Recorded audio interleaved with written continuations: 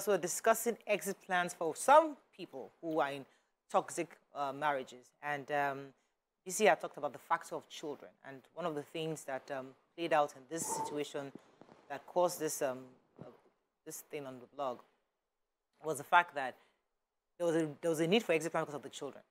Because you choose either to stay and let the kids get raised in this toxic environment, or if you leave, is it going to be worse? So let me come to you because you're a coach. I mean, if you're talking to this woman now, and where there's constant fighting and this and happen, and there's no peace, is it when the father or the mother decides to leave, is it worse for the kids because the person's exit plan is like, I don't want my children to be seeing all this kind of rancor. But would they even be worse off if their mother is not there, and where the father then keeps the children away from the mother? So which is better? Okay, so I like that when things happen between two adults, a man and a woman, and they decide to separate, that they don't put their children in the crossfire. That means you don't stop the other partner from seeing the children. So even if you have to separate and one of them had to take the kids, you must not stop the other from having access to the children. Because your plan for exiting is the fact that you didn't want your children to go through or see some sort of things you're experiencing that would hamper their development. Because I realized that through NLP and all that most of us are living out our parents' lives. And you know how you are growing up. You say, I don't want to be like my mother. I don't want to be like my father. You end up being just like You end up being just like that person because some of those things are ingrained in the subconscious. We are picking up every day. The subconscious mind does not sleep. You are picking up impressions every day, even while you're sleeping. So even when the child is sleeping and both parents are fighting, the child is picking up subconsciously that activity, even from the womb. There are people who have done this regressive mindset re-engineering, where you go back in time past, and they found that some of the trauma that they are experiencing in adults' life is what they picked up from the womb. So it's very deep, and sometimes there are some things I do, and I'm like, this is my father. Yes, I just see it. So your idea of living is because you want to protect them. You want them to be trained in a proper home as much as you can give it. And so when you leave, you must ensure that you do that, and you have family supports to help you do that. And don't, what's this called? Don't disengage them from having relations with their father, so you don't further damage those children that you're protecting. Let me take this call from Port Harcourt. Love, are you there? Thank you very much. You're live. I thank you for this topic. Yes, we know that no two marriages is the same. You have different issues, and that's why when you are going, you should have open mind. Yeah. Like my own experience, I went in with good. I gave all. I even vowed never to divorce. And my husband is good. We have, financially, he could do everything, and we are, it was very romantic. After 40 years. In between, I was having this infidelity, all this, you know what happens. But as a woman, I was trying to bear it, thinking things will change. But in our old age, a stupid girl telling my husband she has a baby for him, and he has accepted. And I gave him condition. I said, okay, look, if you want the baby, do DNA test. If it's your child, we'll take. Then just don't have any relationship with him. But he refused. He's having a relationship with woman. So I'm regretting if the money, because my husband were just, if there was any issue, he would ask me to bring out money, and I was bringing out. If at that I had used the money to build my own house. At this moment, I feel my heart, I'm so pained. And any day I think of it, for him not to say, okay, I'm leaving this woman, let me take this child. I feel so pained that this girl planned to come and take enter a marriage that ready-made marriage, and she's succeeding. Right. So it's paining me. And so, yes, I expect women, save, build. If at the end you are together, the building will still be for your children. Right. So that if anything happens, you don't have anything. Thank you. We'll come to you, Mariam. Her story is quite tough. Yes, and I think that's the thing where you feel, I've invested in this marriage. I've given my 50 to 50. I have as much right to this home, as he does, because I've given, almost some people say, I've given my everything. How do I now take myself out? And that's the thing, is that sometimes you need to understand that in any venture, there are gains and there are losses. And if it was a business and you were losing, let's say, that in a marriage that becomes so toxic, you would leave a business if you were losing, right? If it was going really bad, that every investment you're putting in, it just goes away, like you're not making any investment, you will take yourself out. And so that's why I feel that an exit plan is important. You know, this exit plan, there are so many different names for it. That is why very rich people today are talking about prenuptial agreements. It's because of things that have happened. Some of them will say, my very first marriage, when the person left, the woman took away everything that I had worked for. She did not deserve it. And so going forward, every marriage that I'm going to have, make sure that at the end of this marriage, if it happens, that's not our plan, but if it does happen, you only go away with what you came in with, you know. So I think it's just wisdom. It's not to say you go into a marriage hoping it fails. It's that sometimes things will fail. Sometimes deaths happen. You need to have an exit plan for that as well.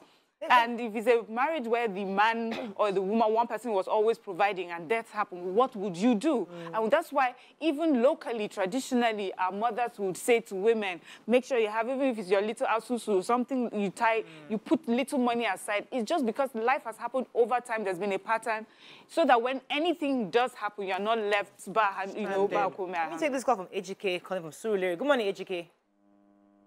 Good morning, You're live. ladies. Go ahead, please. Yes, I'm really, really excited for this topic.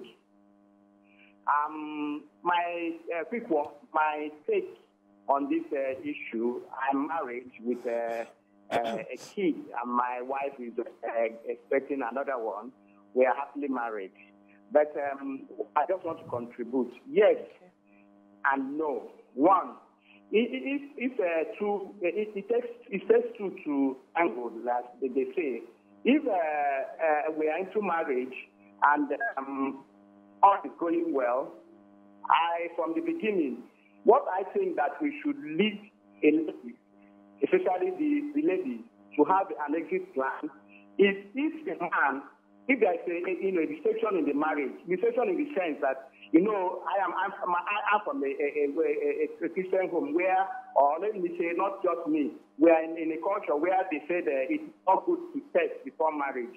Now, let's assume that I did not test before going into marriage. And going into the marriage, I later found out, being the lady, that my man has deceived me, that he's an impotent, I cannot do. What do I do in that kind of marriage? So I believe that for a lady to have an exit plan in marriage, when she has discovered that this marriage is built on a deception, and the next thing is for me to have an exit marriage. Thank you, and also so what I was coming to you to talk about was that people marry for different reasons. Just like he said, somebody marries and it was based on deception. People marry, they're arranged marriages. We just had a king who just married about 6 women together, you know, and you're entering the marriage and you're thinking to yourself, okay, what's my staying power? What am I here? Do I have children? If I don't have children, what's in case anything happens? If they do, can I go? Do I have something to myself? So I guess also I would say it depends on the kind of marriage, because there's some people that, I cannot sleep, I cannot eat, love dog, you want to shack me. Those kind of love relationship may not need an exit plan, because you guys get so in love and everything is together, you're glued together. But there's some marriages where you feel that, okay, I have worked, I'm 40 plus years old, I'm just getting married now, I've done my whole life, my wife is also here, I don't want anybody just coming in next and just taking off my whole property. What do you think, what kind of situation do you think is required for an exit plan in marriage?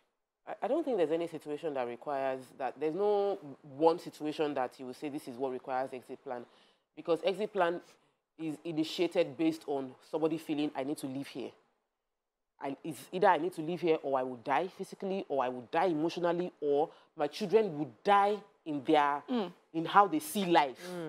So you give an exit plan because you realize there's something huge at stake, either your life, your emotional well-being, or your children's psychological well-being. So there is a need to exit, the marriage is already over. Based on that, you make a decision. And when you make that decision, let us be logical. Don't start talking to everybody and listen to what everybody is saying. In many cases, we think only of ourselves. We don't think of the impact on our children.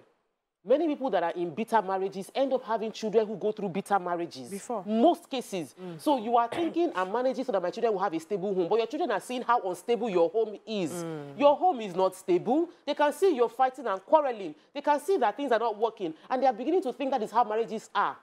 So it's important that we understand our children are seeing, feeling, and understanding what we're going through, and we're programming them to see world from a lens that is not true. So your exit might be just for those children to have a better understanding of what life brings to them. So we're still discussing exit plans in marriage. If it's needed, it's required. Let me take this message from Ifeoma Eleni Toba Johnson. She said, your exit plan is what you evolve into, fundamentally your mindset. That is what helps one in seeing if there are red flags or not, and taking the decision to stay or not to stay. What you have evolved into makes you able to surmount the challenges and even have the smooth sail in marriage. So it's an evolution. You don't just go into marriage and say, oh, I must have an exit plan. You get into marriage, you see how things are going, and if there's a need for it, you as a woman or a man must identify the moment you have to start planning an exit. Say, okay, this thing is not working, and you know how to, and I think it's wisdom to stay cool. Because some women, as things are getting rough, they start screaming and shouting, hey. When you do that, you take too much attraction to yourself. In your mind, you know in your mind that, okay, it's time for me to start my plans. And they're just like this person that said, gradually, step by step, made her decision. And one day, when she was done, she said, hasta la vista. That's why I used to also hear this when they would say a woman, they would talk about it with men who were getting away with bad behavior. And they say, you're still good if your wife is constantly calling you out on your bad behavior and telling you. So the moment she's silent about the bad things that you're doing, that's when you should really get worried. Because at that point, she's saying, you know what? She's done. You and I are not even together anymore. So emotionally, people exit before they take those physical steps. Yeah, so I remember in the university, I had a relationship, and the relationship wasn't turning out well the way I planned it to. We were young in our teenage years, and I just sat down one day, I cried for 24 hours, finished the crying, wiped my tears. And my friends were like, so what's going to happen? I said, I'm going to give him 3 months to change. And if he doesn't change, I would take a walk and I would never look back. And they felt I was joking. And 3 months came, and he didn't change, and nothing happened, and I just... I didn't say a word. I didn't seek for closure. I was able to deal with my emotions. So it's very important that women become emotionally strong. So I know that we can be very temperamental sometimes when things are going wrong. But for you to have a proper plan, whether it's to stay or to go, and also we may not call it an exit plan. It could just be called something like an empowerment plan, you know. But you need to be in that stable place mentally so that you can look at the broad perspectives. What are my options here? What am I getting into? If I leave, can I stay with the consequences? Can I answer questions from family members, friends, and all that? Can I deal with society saying, I left my home, I left my husband? You need to settle yourself in that before you... Let me take this call from Ade. Ade from London. You're live. Go ahead, please. Yeah, good morning. Morning.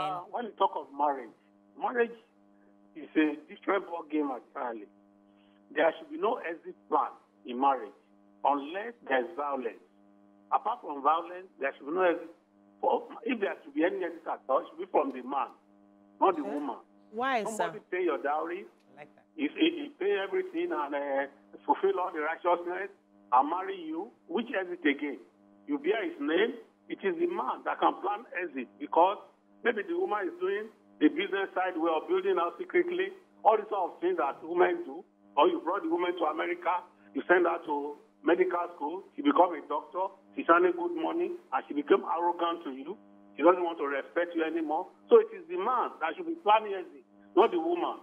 Because it's the man that paying the money. I like that, Andy. That's another perspective. Andy is saying that if there's an issue, once the man also in this situation should be the one to exit. I was watching a series, this shooter or some one of those American movies, and the lady was frustrated. She wanted to leave. I mean, she already packing her things. And her husband understand that, okay, yes, we are strained, but I'm not going to let you go. I would leave because we have a child, he has a school, we have a life here. This is our life. I am the man. If with both of us having this straight relationship, I would exit. He's a gentleman. Let's get some breathing spaces. But African men, I did that magnanimous say, I'll leave you with the house, the car, everything. Let me exit myself. And I've then actually seen that happen. I know someone that can do that. So maybe in strained relationships, maybe our men should mature to the point where the strain, you exit and let them. I know someone who did that very, very, very recently, like this year, left his wife and child in their house and took his things off. Rented another place. Yeah. Wow. He left and Yeah. left the place. That's a gentleman. And there are a few men have done it. Yes, and it's because they were not having any form of peace. You know, it reminds me of what Nkechi Blessing said, that nobody can steal your man because your man is a spirit. He will stay where he's having peace. He says his Holy Spirit is a spirit. It's like a Holy Spirit. He will go where there's peace. So you're not the one that the man is probably going there because he has peace there. I don't agree entirely with that statement, but I feel that people want to be in a place where they are loved and accepted, and marriage is a place of vulnerability. This is where you are very vulnerable, and you want to be vulnerable with someone that actually would appreciate and be able to hold you up when necessary, you know. So I think that somebody tweeted that, somebody wrote a comment that once you are thinking exit plan, the marriage is over. And I think that everybody agrees. The only reason you are thinking of exit is because when it's already over. Any comments on social media? Let me take this call. Lawrence from Egbeda, good morning, you're there? Lawrence, are you there?